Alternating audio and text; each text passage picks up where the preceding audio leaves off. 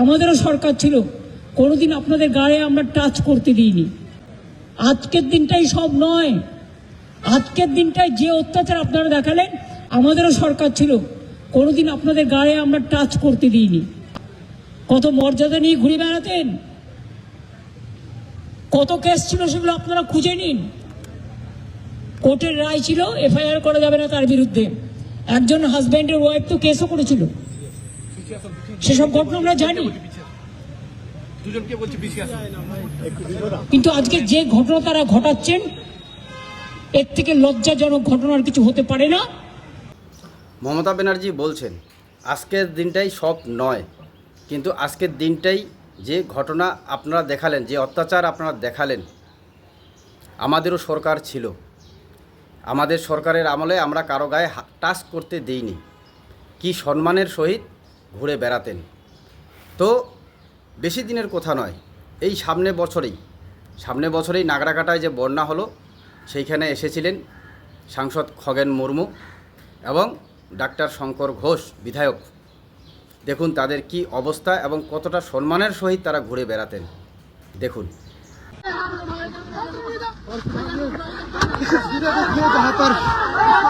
দেখতে পাচ্ছেন রীতিমতো হাতাহাতিতে জড়িয়ে পড়লো।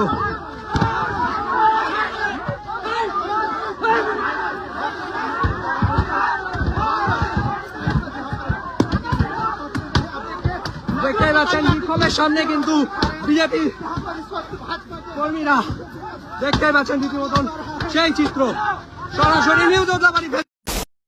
বর্তমানে আমাদের গাড়ির অবস্থা দেখতে পাচ্ছেন, এই যে খগেনদা রক্তাক্ত হয়ে পড়ে আছে, গাড়িতে কোনো কাজ বাকি নেই। এই অবস্থায় আমরা দ্রুত বেরিয়ে যাচ্ছি। খগেনদাকে দ্রুত হসপিটালে আমাকে বেরোতে হলো। এই দেখুন গাড়িতে সারা সব জায়গায় কাজ, এই দেখুন পাথর, এই সব লাঠি, এই যে চশমা, সমস্ত কিছু এই অবস্থায় আছে। কি বলবেন দর্শক, এই জন্যেই একটা কথা আছে এবং বিরোধী দলনেতা থাকাকালীন শুভেন্দু অধিকারী মহাশয় এই কথা বারবার বলেছিলেন, চিরকাল সমান নাহি যায় রে, কাহারও চিরকাল সমান নাহি যায় রে। কিন্তু আজকে সেই কথাটাই আমার মনে হয় মমতা ব্যানার্জি একটু ঘুরিয়ে বলেছেন যে আমাদেরও সরকার ছিল, আমরা কারো গায়ে টাচ করতে দিইনি এবং কি সম্মানের সহিত আপনারা চারিদিকে ঘুরে বেড়াতেন। মানে খুব কম সময়ের মধ্যে মমতা ব্যানার্জির এত আমি বলবো যে 100 ভাগ পাল্টি খেয়ে দিলেন। আমি 21-এর বিধানসভা ভোট পরবর্তী যে হিংসা, সেটার কথা বাদেই দিলাম। এটা এই 2024 লাস্ট ঘটনা, যখন এই যে খগেন মুর্মু সাংসদ এবং বিধায়ক ডাক্তার শঙ্কর ঘোষ এই নাগরাকাটার বন্যাতে গিয়েছিলেন। তো সেখানে তাদেরকে কিভাবে ঢিল মারা হয়, একজন সাংসদের নাক মুখ ফাটিয়ে দেওয়া হয়, পাথর দিয়ে ঢিল মারা হয়, কত বড় বড় পাথর সেটাও আপনারা দেখলেন, জুতো চপ্পল বাঁশ লাঠি, গাড়ি ভাঙচুর। এটা তো প্রাণে বেঁচে এসেছেন, যার জন্যে আজকের দিনে আবার এই ডাক্তার শঙ্কর ঘোষ বিধায়ক এখন মন্ত্রিত্ব শপথ নিতে পাচ্ছেন। কিন্তু হয়তো আমরা সেই যে শঙ্কর ঘোষের উপর যেভাবে আক্রমণ করা হয়েছে ওই দিন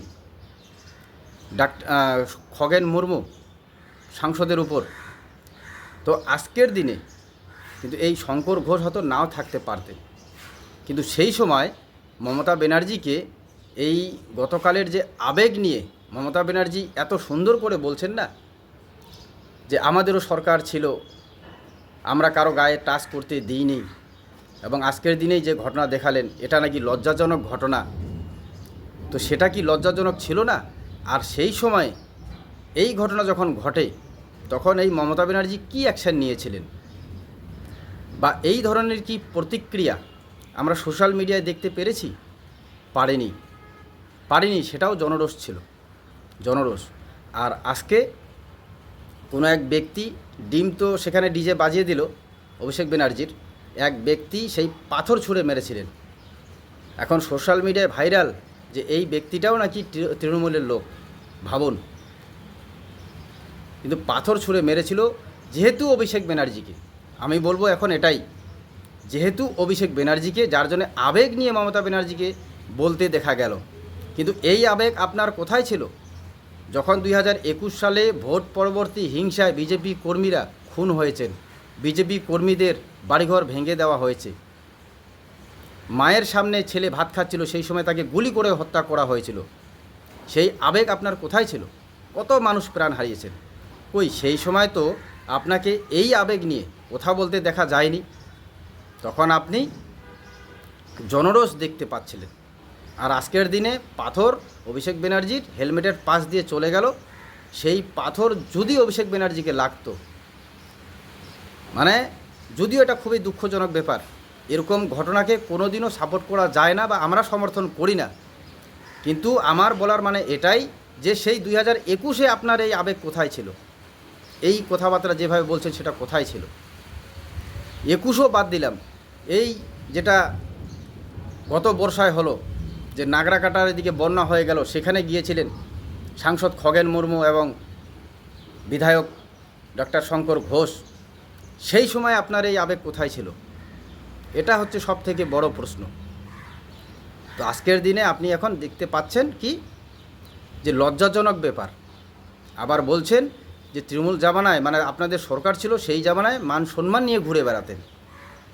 সত্যি সারা মানে এই যে মন্ত্রিত্বটা আপনি কাটালেন 15 বছর, এই 15 বছরে মিথ্যার দুর্নীতি এবং মানে চোরের সীমানা নেই।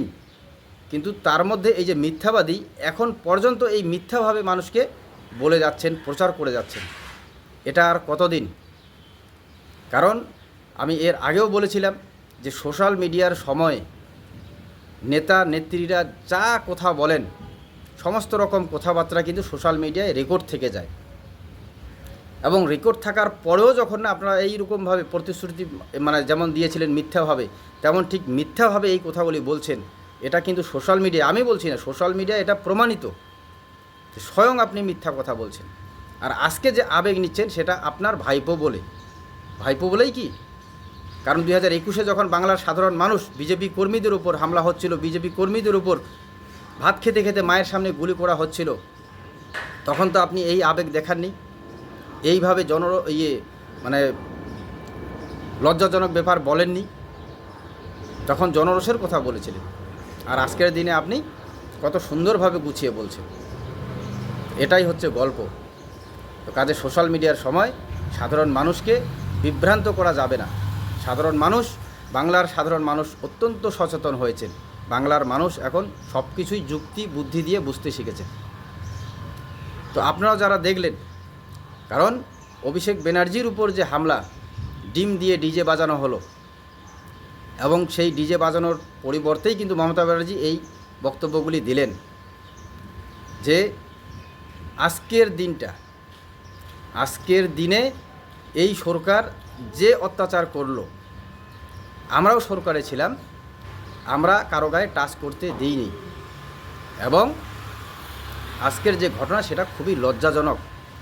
এবং তৃণমূল জামানায় বিরোধী পক্ষের এই নেতা মন্ত্রীরা নাকি বিরোধী নেতারা বা বিজেপি দলের নেতারা কত মান সম্মানের সহিত ঘুরে বেড়াতেন।